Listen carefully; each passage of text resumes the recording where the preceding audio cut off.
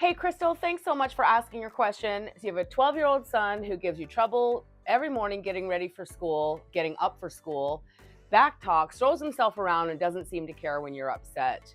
Well, I want to give you a reframe this morning, help you look at your child through a brand new set of lenses, because Einstein said that the definition of insanity is doing the same things again and again, expecting different results. So instead of looking at your middle schooler like he's doing something to tick you off or he's doing something to be defiant, let's switch it around and look through an educational lens. What is our role here?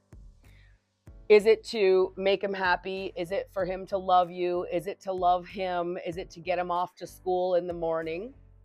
Or is our role here to prepare for the inevitable, prepare our children for the real world? And by the time your child is 12 years old, they are exercising their independent muscle, so to speak. So I want you to picture a caterpillar. A caterpillar just knows to eat, sleep, and poop. It goes into a cocoon, it metamorphosizes, and it comes out the cocoon a beautiful butterfly able to fly all on its own. But if we took that same cocoon and we saw that the butterfly was struggling to get out of it, and we came across with scissors and we cut it open, that butterfly would just flop out and would crawl around on the earth crippled for the remainder of its life. It would never have the ability to fly on its own. So what I'm getting at here is, yes, he hates school. Didn't you hate school? Most kids hate going to school. Just like a lot of people don't like their job, or they don't like getting up every Monday morning and going to work. But why do we do it? We do it because we have responsibility. We do it because we know that if we don't go to work, we'll be homeless. So there's a paycheck at the end of the day. But what reason does a 12-year-old have to go to school? What's in it for him? What are his goals? What does he like to do? Will going to school earn him some time to play video games? Will going to school earn him his choice for what you get to have for dinner, or his choice for the movie on Friday night? What are some goals? See, we've been taught backwards when it comes to parenting. We've been taught to lavish our kids with everything. And when they do something we don't like, we should lecture them, nag them, take something away, put them in a timeout, or offer some sort of discipline in the moment. But at Creating Champions for Life, we work with principles. There are 12 principles that set Creating Champions for Life apart from any other parenting philosophy to exist. Number one, our role is to prepare our children for the real world, not to coddle them, not to make their life easy. In fact, Napoleon Hill says that when parents make life too easy for their kids, that it is a handicap that most children cannot even survive. And we now can see the breakdown of child mental health and why it's happening. It's because we are making life way too easy for our kids. Two is parents' brain versus kids' brain. He does not see the world in the same way that you do. You know that we go to school, we get an education, it gives us a diploma, it allows us to go out there and get a job. Well, that's what we're taught, right? That's the system. But he doesn't know that. All he cares about is me, myself, and I'm 12, and the world revolves around me. And why do I have to go to school? Because you told me to go to school. But see, you might not be ready to implement what I'm answering you here today, because we really do need to take some time to go on a transformational parenting journey so we can change the lenses from behavioral to educational.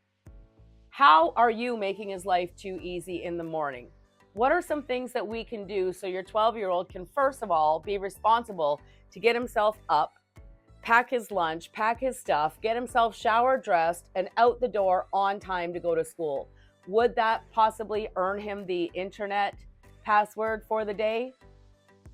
Does he have a cell phone, a video game console? Does he have free range of the refrigerator, all of the snacks of your whole house? These things are arsenal to get our kids to actually step into their greatness of power, to practice things like self-control, responsibility, self-discipline, focus. And the more things that your child can be responsible for all on his own is going to help build confidence, work ethic, and characteristics that don't come from lectures, that don't come from any type of punishment. You can create an environment that would motivate and empower your child to step up into his own greatness. And after all, it's his life, not yours. All we can do is do our best to guide our children. We can never control them. The idea of trying to control them is a complete illusion. So, with all that being said, wrap it up with this. What are his goals that he already has access to in the house that he could now begin to earn? He's 12 years old. He's going to be an adult in 5 or 6, 7, 8, 9 years, whenever he chooses to sprout his wings and fly. And then what are your goals? You want him to get up, get himself ready, and get out the door on time. So you take his goals and you take your goals and you put them together like a perfect zipper. And when two minds come together in harmony, a genius has then been created. Of course, we can help you implement this if you still have more questions. We're launching live Q&A, anything goes, in our free Facebook group starting tomorrow morning. That's Thursday morning. So every Thursday morning at 8 a.m., we're going to be doing this live Q&A. So see our profile, click the link there, come join our free Facebook group, join in on our Q&A, and let's ask more questions for deeper understanding. I'm Bonnie Liotta, co-founder of Creating Champions for Life. And until we meet again, here's to your parenting success.